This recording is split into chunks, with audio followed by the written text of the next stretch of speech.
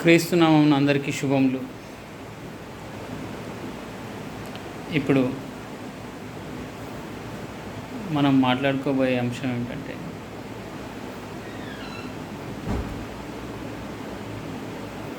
భార్య భర్త. వీరిలో మనకు బైబిల్లో ఉన్న ప్రకారం భార్యకు భర్త శిరస్సు అయి ఉన్నాడు అని ఉంటుంది. ఆ టైప్లో ఉంటుంది అనుకుంటా. సో భార్యకు భర్త శిరస్సు అయి ఉన్నాడు. బాగుంది. దీనికంటే ముందుగా మనం ఒక కాన్సెప్ట్ చెప్పుకుంటే,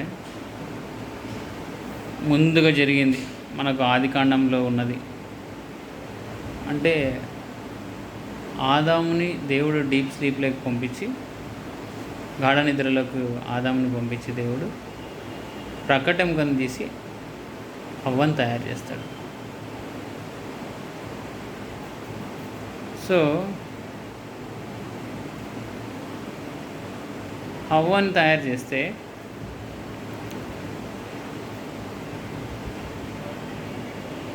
ఈ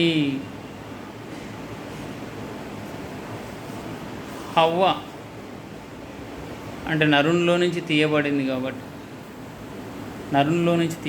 కాబట్టి నారి అనబడింది అని ఉంటుంది మనకు. ఆ టైప్లో ఉంటుంది.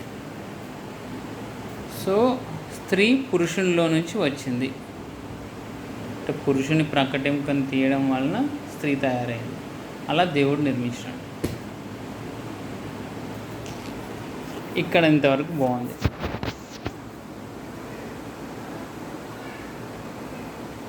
ఒక చోట ఏమంటాడు, నీ అంటే అదే భర్త పురుషుడు, ఆ భర్త అనేటువంటి పురుషుడు దేవుని యందు భయభక్తులు కలిగి ఉంటే నీ లోగిట నీ భార్య ఫలించు ద్రాక్షావల్లి వల్లే నుండును అని చెప్తాడు దేవుడు. నీ లోగిట నీ భార్య ఫలించు ద్రాక్షావల్లి వలె ఉండును అంటున్నా. ఆ టైప్ అంటాడు. అంటే ఇక్కడ భార్య ఫలించాలంటే ముందు భర్త దేవుని మార్గంలో ఉండి యేసుక్రీస్తు అంటుకట్టబడి ఉండాలి. యేసుక్రీస్తుతో అంటుకట్టబడితేనే ఫలిస్తారు ఎవరైనా. భార్య ఫలించాలంటే ముందు ఈ భర్త ఫలించాలి. ఇక్కడ భర్త అనే ఆయన దేవునిలో బాగా ఉంటే, యెహోవా దేవుని యందు భయభక్తులు కలిగి ఉంటే ఆమె కూడా ఫలిస్తుంది. సో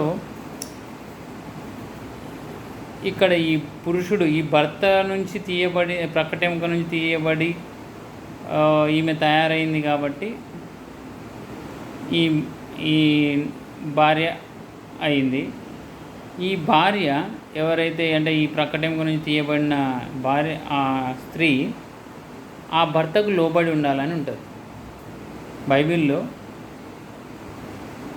భార్య భర్తకు విధేయురాలై ఉండాలి, భర్త భార్యను ప్రేమించాలి అనే టైప్ ఉంటుంది అనుకుంటా. సో ఈ భర్త ప్రేమిస్తాడు, భార్య విధేయురాలై ఉంటుంది. బాగుంది. ఆ భార్యకు శిరస్సు భర్త. భర్తకు అంటే ఈ పురుషునికి శిరస్సు ఎవరు? యేసుక్రీస్తు ప్రభు. అంటే సో ఇక్కడ మనం అబ్జర్వ్ చేయాల్సింది ఏంటంటే, భర్తకు భార్య వేరు కాదండి. వారిద్దరు 2 in 1. వారిద్దరు ఏకమనస్కులు, ఏకమై ఉండాలి. వారిద్దరు ఏకమై ఉండాలండి.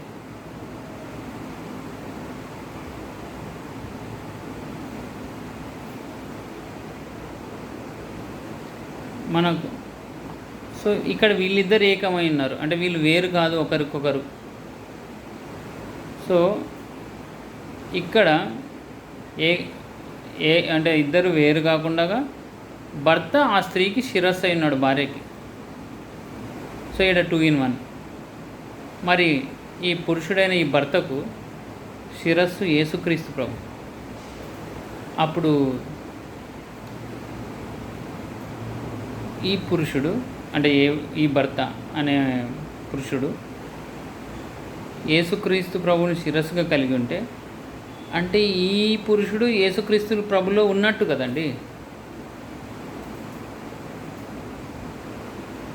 అంటే యేసుక్రీస్తు ప్రభువుకి వేరు కాదు అని, అంటే ఆయన స్వారూప్యంలో ఉండాలి. ఎందుకంటే ఏ విధంగా అయితే హవ్వను ఆదాము నుంచి తీసి ఒక స్త్రీగా దేవుడు తయారు చేసినాడో, అంటే మనం కూడా దేవుడి నుంచే వీఆర్ డిరైవ్డ్ ఫ్రమ్ గాడ్.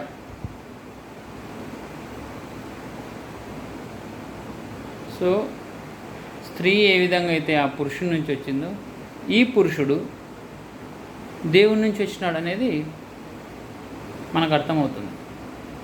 దేవుడు తన స్వహస్తాలతో నిర్మించినాడు, మట్టిని తీసుకొని తయారు చేసి అతని నాసికారంధ్రంలో జీవవాయువును ఊదాడు. అప్పుడు నరుడు జీవాత్మైనాడు. సో ఈ పురుషుడు డిరైవ్డ్ ఫ్రమ్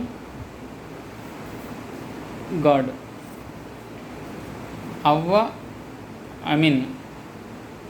ఈ స్త్రీ పురుషుడి నుంచి వస్తే పురుషుడు దేవుడి నుంచి వచ్చినాడని దీని మీనింగ్.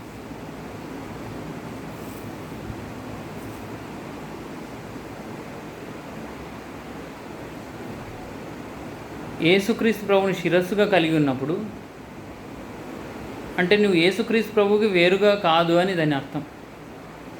ఏ విధంగా అయితే స్త్రీ పురుషునికి వేరు కాదు, వారిద్దరు ఒకటే అన్నప్పుడు, అలాగే పురుషుడు యేసుక్రీస్తు ప్రభువుని శిరస్సుగా కలిగి ఉన్నాడు కాబట్టి ఈ పురుషుడు క్రీస్తుకు వేరు కాదని, అంటే క్రీస్తు స్వారూప్యంలో ఉన్నాడు, అంటే క్రీస్తును ధరించుకొని ఉన్నాడు, అంటే క్రీస్తును కలిగి ఉన్నాడు. So he transformed totally like Jesus Christ. So మనం క్రీస్తును కలిగి ఉన్నాము, క్రీస్తు వారమై ఉన్నాము అని చెప్తున్నామంటే క్రీస్తు యొక్క సుగుణాలను మనం కలిగి ఉండాలి. ఆయన మార్గాన్ని అనుసరించి జీవించాలి ఎల్లప్పుడూ. మరి మనం కలిగి ఉన్నామా లేదా?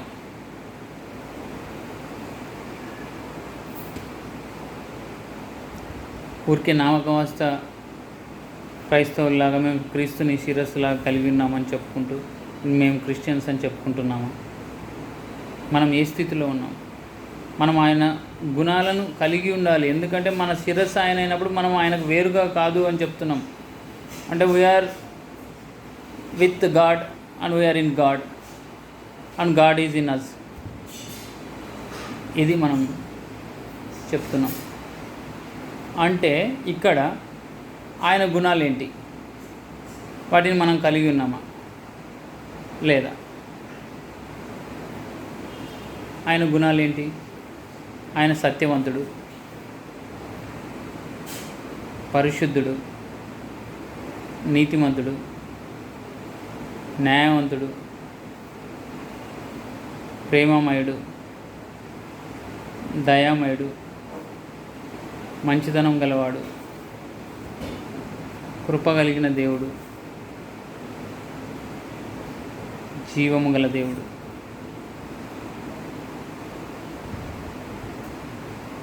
సో ఈ జీవం గల దేవునికి ఇన్ని సుగుణాలు ఉన్నాయి.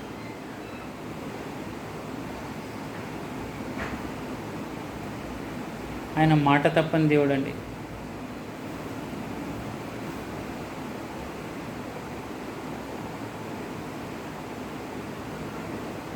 సో ఇలాంటి సుగుణాలను మనం అనుసరించి జీవించి నడుస్తున్నామా లేదా?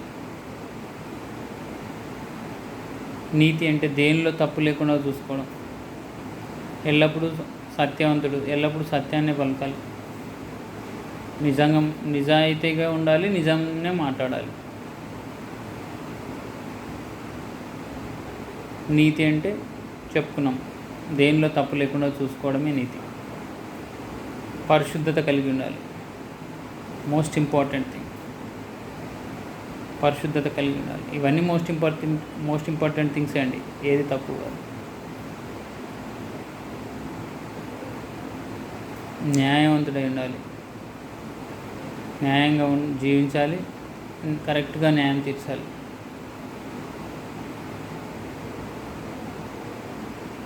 లేదంటే మనం అన్యాయ తీర్పులు తీర్చకూడదండి. మనం ఏ కొలత కొలుస్తామో అదే కొలత మనకు కొలవబడుతుందండి. సో న్యాయంగా ఉండండి, దేవుడిని అడిగి న్యాయంగా తీర్పు తీర్చాలి. ఏదైనా తీర్పు తీర్చాలని మీకు వస్తే ప్రేమ కలిగి ఉండండి. నిన్ను వలె నీ పొరుగు వాణ్ణి ప్రేమించుము, సమస్తము దీని సంపూర్ణమైంది. ఇది మర్చిపోకండి. కనికరం కలిగి ఉండండి.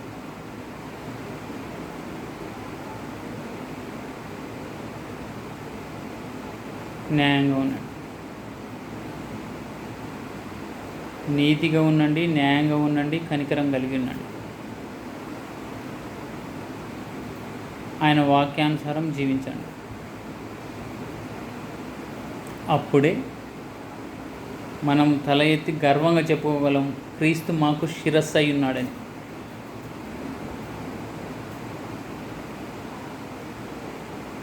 ఏది భయపడకండి, దేనికి భయపడకండి. దేవునికి ప్రార్థన చేయండి. ఆయన రాజ్యాన్ని, ఆయన నీతిని వెతకండి. ఆయన నీతిని, ఆయన రాజ్యాన్ని వెతకండి. అప్పుడు దేవుడు మీకేం కావాలో అది ఇచ్చేస్తాడు ఆటోమేటిక్. మీకేం కావాలో కూడా తండ్రికి తెలుసండి. మీరు నిద్రపోతున్నప్పుడే ఆయన అన్ని సమకూర్చేస్తాడు. మీకు ఏమేమి కావాలి. గొప్ప దేవుడు అండి, ఆషామాషిగా కదా. నిన్న నేడు రేపు ఒకే రీతిగా ఉన్న దేవుడు అండి ఆయన. మనం మారొచ్చేమో కానీ దేవుడు మారడండి. కానీ దేవుని కృప వల్ల మనం మారకుండా ఎల్లప్పుడూ దేవునిలో ఉండాలి అని నేను ఆశిస్తున్నాను. యెహోవా దేవుని కృప వల్ల, యేసుక్రీస్తు పరిశుద్ధ నామమున ఆమేన్. ప్రియులారా, మనము దేవుణ్ణి కలిగి ఉంటే మన ఆత్మఫలాలు ఏముంటాయండి చెప్పండి. సపోజ్ ఒక ఎగ్జాంపుల్ మాట్లాడుకుందాం. మామిడి చెట్టు ఉందండి. ఏ పండ్లు కాస్తాయండి? మామిడి పండు అని ఒకటే కాస్తుందండి. యాపిల్ చెట్టు ఉందండి. యాపిల్ చెట్టుకి ఏ పండ్లు కాస్తాయండి? యాపిల్ పండ్లే కాస్తాయండి. కానీ ఇక్కడ గమనించారా అండి, మనం పరిశుద్ధాత్మను కలిగి ఉంటే, ప్రభు ఆత్మను మనం కలిగి ఉంటే, ఇక్కడ ఫలాలు వేరే వేరే ఫలాలు, అన్నీ మంచి ఫలాలే అండి. ఒకే చెట్టుకి మ్యాంగో, మామిడి పండు, యాపిల్,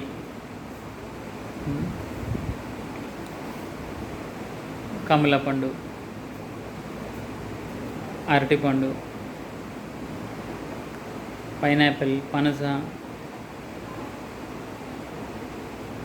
నేరేడు పండు, ఇట్లా మనకు దానిమ్మ పండ్లు, ఇట్లా మనకు నచ్చిన రకరకాల పండ్లు, ఇవన్నీ జామ పండ్లు, ఇలాంటివన్నీ ఒకే చెట్టుకు ఉన్నాయనుకోండి, మనం ఎంత సంతోషిస్తామండి.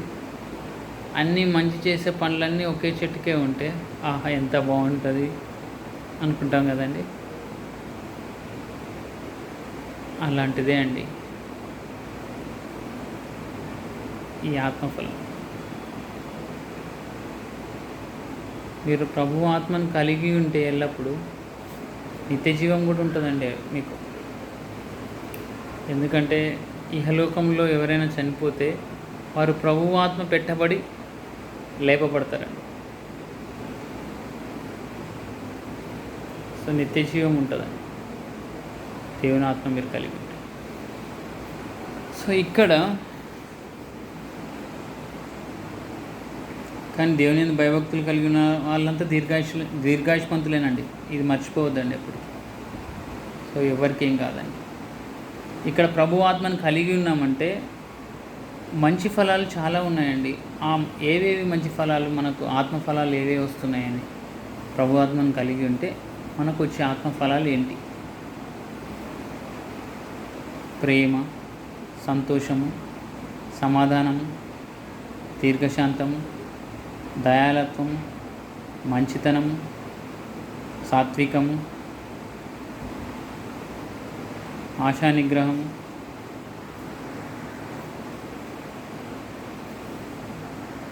దీర్ఘశాంతం.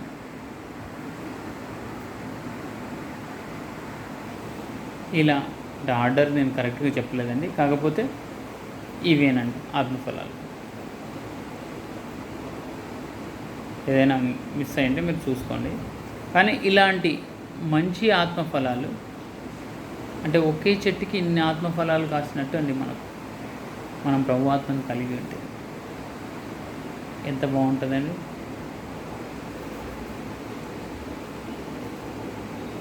ఇది మనం వినడానికి ఓకే అన్నట్లు అనిపిస్తే, మీరు ఒక చెట్టు బొమ్మను గీసి ఆ చెట్టుకి డిఫరెంట్ కలర్స్తో పళ్ళను వేయండి. ఆ పళ్ళ మీద ఇప్పుడు మనం మాట్లాడుకున్నాం కదండి ఈ ఆత్మఫలాల పేర్లు: ప్రేమ, సంతోషము, సమాధానము, దీర్ఘశాంతము, దయాలత్వము, మంచితనము, సాత్వికము, విశ్వాసము, ఆశానిగ్రహం. ఇలాంటి ఆత్మఫలాలన్నీ ఆ పళ్ళ మీద ఒక్కొక్క పండు మీద రాస్తే రంగురంగుల పండ్లు, మంచి టేస్టీ పండ్లు ఒకే చెట్టుకుంటే అందరూ ఆ చెట్టు మొక్క కావాలి, ఆ ఫలాలు మొక్క కావాలంటారు కదండి. అలాగే చాలా డిమాండెడ్ ట్రీ అవుతుందండి మార్కెట్లోకి. ఇలాంటి రకరకాల పండ్లు ఒకే చెట్టుకి పూస్తున్నాయి అంటే ఆ చెట్టుని ప్రతి ఇంట్లో నాటుకుంటారండి. మన హృదయంలో ఎందుకు నాటుకోమండి? మన దేవుణ్ణి, మన పరిశుద్ధాత్మ దేవుణ్ణి ఆలోచించండి.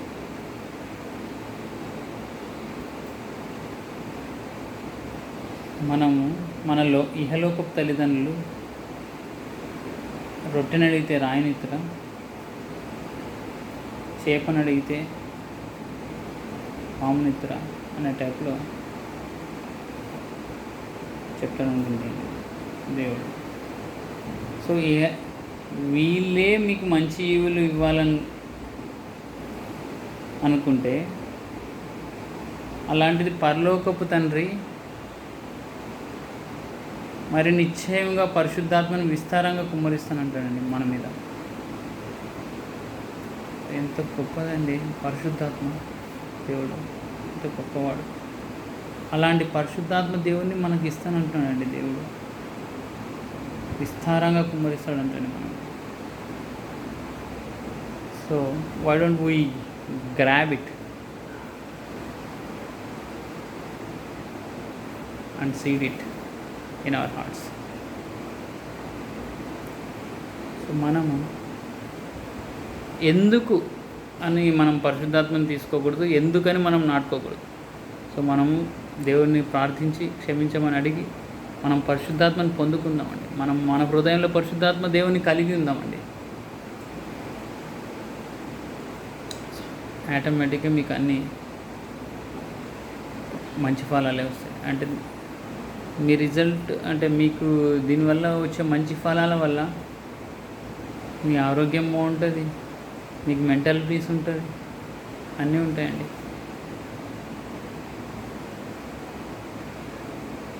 So again come back to the main topic. మనం స్త్రీకి పురుషుడు భర్త శిరస్సు అయినాడు. ఆ భర్త అయిన పురుషునికి శిరస్సు క్రీస్తు. సో మనము క్రీస్తులాగా ట్రాన్స్ఫార్మ్ కావాలంటే మనం క్రీస్తు వారమై ఉన్నామని చెప్తున్నామండి. ఏ విధంగా అయితే భార్య భర్తలో నుంచి తీయబడింది, సో షీ బిలాంగ్ టు ఆ పర్టికులర్ పురుషునికి ఆమె చెందుతుంది. సో వారు వేరు కాదు, వారంతా ఒకటే అని చెప్పినప్పుడు ఇన్ ద సేమ్ మేనర్ మనం కూడా దేవుడి నుంచి, ఆ పురుషుడు కూడా దేవుడి నుంచే పుట్టాడు.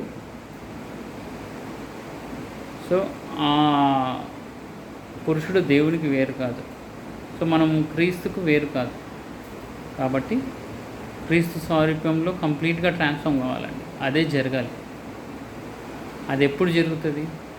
మనం దేవుని భయభక్తులు కలిగి ఉండి ఆయన ఆజ్ఞలను గాయకుంటూ ఆయన మార్గంలో నడిస్తే, so you are totally transform to Jesus Christ. ఆయన సుగుణాలని మీరు అనుసరించి నడుచుకోవాలి. ఇది మనం చేయాల్సిన పని అండి. థ్యాంక్ యూ అన్నాడు. Praise Lord. God bless you.